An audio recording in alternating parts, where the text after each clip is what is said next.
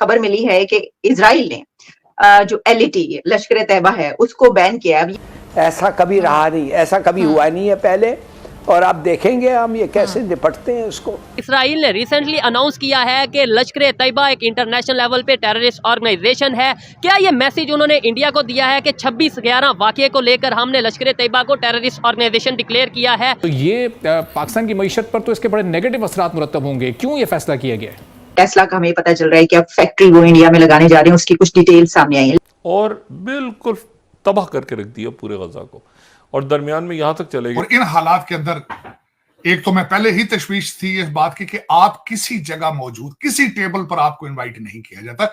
मैं कहता हूं वर्चुअल मीटिंग्स में भी आपको इनवाइट नहीं किया जाता। मुस्लिम उम्मा ने एक और झटका दिया पाकिस्तान को। पाकिस्तान में जो रिफाइनरी बनाने वाला था सऊदी अरेबिया, वो रिफाइनरी अब नहीं बनेगी। पाकिस्तान की जो ऑर्गेनाइजेशंस हैं, खास तौर पे लश्कर तैयबा जो कि हाफिज सईद की जमात और इस तरीके से ऑर्गेनाइजेशन है, उसे बैन कर दिया। पहले भी आप आइसोलेशन की एक एक्सट्रीम पर पहुंच चुके हैं। पहले भी आप सऊदी अरेबिया को पता लग गया है ये भिखारी कंट्री है, ये हमारे पैसे लेकर इन्वेस्ट नहीं करने वाले, इन्होंने बीच में खा जाने हैं, क्योंकि ये बिल्कुल इस वक्त नंगे होके बैठे हुए हैं। सर, ये जो इजराइल ने ये कदम उठाया है। हेलो फ्रेंड्स, जय हिंद। हिंदुस्तान स्पेशल में आपका स्वागत है। दोस्तों, मुंबई हमलों की 15वीं बरसी से पहले इजराइल ने संयुक्त राष्ट्र द्वारा प्रतिबंधित पाकिस्तान स्थित टेररिस्ट ग्रुप लश्कर तैयबा पर प्रतिबंध लगा दिया है। लश्कर ने ही 26/11 के मुंबई हमलों को अंजाम दिया था। नई दिल्ली स्थित इजरायली दूतावास ने एक बयान में कहा, भारत सरकार ने हमसे ऐसा करने का अनुरोध नहीं किया था, लेकिन इजराइल ने इसे जरूरी समझा और लश्कर तैयबा को आतंकी संगठन की इजराइल की सूची में शामिल करने के लिए सभी जरूरी नियमों का पालन किया है। बयान में कहा गया है कि लश्कर तैयबा एक घातक और निंदनीय आतंकवादी संगठन है जो सैकड़ों भारतीयों एवं अन्य लोगों की हत्या के लिए जिम्मेदार है। 26 नवंबर 2008 को किए गए उसके जघन्य कृत्य आज भी शांति चाहने वाले सभी देशों और समाजों को पीड़ा पहुंचा रहे हैं। दरअसल इजराइल भारत पर हमास पर इसी तरह का प्रतिबंध लगाने के लिए दबाव डाल रहा है। बता दें कि 7 अक्टूबर को इजराइल पर हमले की भारत ने आतंकवादी हमले के रूप में निंदा की थी। हमास पर अमेरिका, यूरोपीय संघ, ब्रिटेन और कनाडा द्वारा प्रतिबंध लगाया गया है। सर, ये जो इजराइल ने ये कदम उठाया है तो पाकिस्तान पे ये इसको कैसे देखेगा? क्योंकि आपको पता है कि जाहिर है कि जब मुंबई हमलों की बात आती है तो उसमें जो कुछ होता रहा उसमें पाकिस्तान, इंडिया और ये सब चलता रहा। तो अब इस वक्त ऐसा कदम उठाना, आप इसको कैसे देख रहे हैं? देखिए, मैं सबसे पहले तो ये बताना चाहूंगा कि इस वक्त इजराइल के हालात इस वक्त क्या चल रहे हैं, और बिलखसूस इसी तनाजर से हम बात करेंगे भारत के साथ।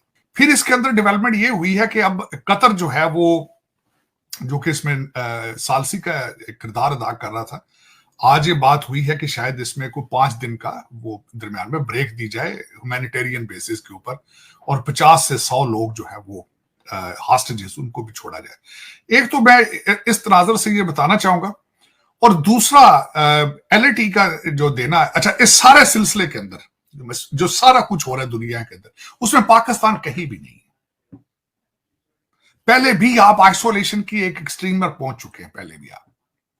और दूसरा, इस वक्त आईएमएफ का जो अगला आपका 72 मिलियन का जो है वो पैकेज, वो रिसेंट अभी उन्होंने आपके साथ अप्रूव किया है, और साथ ही आपको दूसरी खुशखबरी आपकी इकोनॉमिक मिनिस्टर ने दे दी है कि अगर हालात मौजू हुए तो हम एक और पैकेज लेंगे और मजीद कर्जा लेंगे।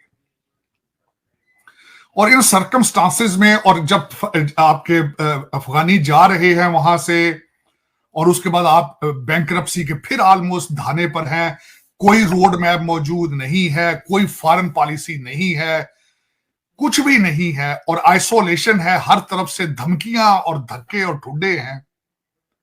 और इन हालात के अंदर एक तो मैं पहले ही तशवीश थी इस बात की कि आप किसी जगह मौजूद, किसी टेबल पर आपको इनवाइट नहीं किया जाता। मैं कहता हूं वर्चुअल मीटिंग्स में भी आपको इनवाइट नहीं किया जाता। और इन सर्कमस्टांसेस में एलईटी लश्कर तैयबा को दहशतगर्द ऑर्गेनाइजेशन करार देना, भारत की ये एक आपको उनके जख्म देखें, वो जख्मी थे हमेशा, वो आपको ये कहते रहे कि हमें प्रूफ दें एलईटी के खिलाफ, हाफिज सईद के साथ ये सारा कुछ करें, आपने नहीं किया। तो ये इससे भारत की फॉरेन पॉलिसी एक स्टेप फर्दर आपके खिलाफ जा चुकी, और आपको मजीद दुनिया में एक्सप्लेन करना पड़ेगा कि लश्कर तैयबा क्या है, why you are in love with them, why you have created that thing, what is your stand in the world। तो मेरे ख्याल में ये आपकी पहले तो फॉरेन पॉलिसी मौजूद नहीं है, क्योंकि आपकी पॉलिसी वही होती है जहां से डॉलर मिल रहे होते हैं। डॉलर मिले तो डॉलर दें, चाइना वाले तो सी पैक के गीत शुरू कर देते हैं आप। डॉलर ना मिले आपको तो आप अमेरिका को गोले बेचते हैं, अमेरिका वो लेके जो देता है यूक्रेन को, आप उनके साथ डीलें करते हैं, आप उनके साथ लबी डबी होते हैं, आप IMF के पैकेजेस लेते हैं। अरे वो सऊदी अरेबिया तो था, सऊदी अरेबिया ने पुल आउट कर लिया रिफाइनरी से। रोहित भाई, आपने कभी सड़क के ऊपर भिखारी देखा है क्या? अब आप जब जा रहे हैं सड़क के ऊपर और रेड लाइट के ऊपर भिखारी आता है, आप उसको 1 रुपया देते हैं तो वो आपके मुंह पे मारता है, वो कहता है भाई 10 रुपए से कम नहीं लूंगा मैं। आप भी कहते हैं चल जाए पीछे हट, 1 रुपया लेना ले, नहीं तो बाहर निकल। यही हाल है पाकिस्तान का। सऊदी अरेबिया ने बोला एक आधा रुपया ले ले, इन्होंने बोला नहीं, हमें तो $10 बिलियन चाहिए। भाई 10 रुपए भी नहीं मांगे, 10 बिलियन मांग लिए कि भी आप मेरे यहाँ पर इन्वेस्टमेंट कीजिए। अब सऊदी अरेबिया भी वही काम कर रहा है, पीछे हट, 1 रुपया लेना ले, नहीं तो बाहर निकल। सऊदी अरेबिया को पता लग गया है ये भिखारी कंट्री है, ये हमारे पैसे लेकर इन्वेस्ट नहीं करने वाले, इन्होंने बीच में खा जाने हैं, क्योंकि ये बिल्कुल इस वक्त नंगे होके बैठे हुए हैं, बिल्कुल जिसको बोलते हैं ताक रहे हैं कि कहीं से पैसे आए और हमने अपनी जेबों में भरें और देश छोड़कर भाग जाए। आपको नहीं लगता कि ये मुनीर अब तक तो ये पैसे पूसे समेट कर बाहर निकल गया होता? क्योंकि इनके तो यहाँ पे रिवाज है कि जो भी आर्मी का चीफ होता है अपने देश में रहता ही नहीं है, वो पैसे इकट्ठे करता है, बाहर भाग जाता है। लेकिन मुनीर के लिए कुछ छोड़ा ही नहीं बाजवा ने कि ये पैसे लेकर कहीं बाहर निकले, इसलिए ये ताक रहा है। सऊदी अरेबिया को भी मालूम है इस चीज का, इसलिए उन्होंने अपने हाथ खींच लिए। एक तो ये रीजन है। दूसरा ये है कि देखिए, उन्होंने हल्का सा बातचीत शुरू करी इनके साथ और इन्होंने भंगड़े डालने शुरू कर दिए पूरे कंट्री में। ओ जी रिफाइनरी लग रही है, बिलियंस ऑफ डॉलर्स आएंगे, फिर दोबारा से इनके वो होती है कि अब दूध की नहरें बहेंगी यहाँ पर। ओ भैया इतना चूर्ण मत बेचा करो कि नदी जो है वही सूख गई, ये हालत है इनकी। तो सऊदी अरेबिया ने हल्की सी बात शुरू करी, इन्होंने सारे जगह पर ये बोल दिया कि इन्वेस्टमेंट्स आ रही हैं। देखिए ये जो सऊदी अरेबिया है, ये वो वाला सऊदी अरेबिया नहीं रहा जहां पर ब्लैंक चेक पाकिस्तान को दिए जाते थे। जो मोहम्मद बिन सलमान है, ही वाज वेरी क्लियर, अब we will talk in terms of business only.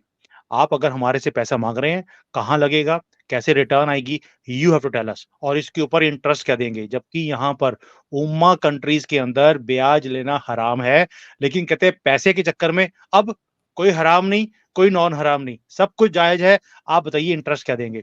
So Saudi Arabia ने अपनी जो ओल्ड मेंटालिटी थी मुस्लिम वाली, वो छोड़ दी है। दे हैव बिकम प्रोग्रेसिव, दे अपनी तरक्की की बात करते हैं, इसीलिए इनके साथ बिल्कुल बिजनेस वाली टर्म्स में बात होती है।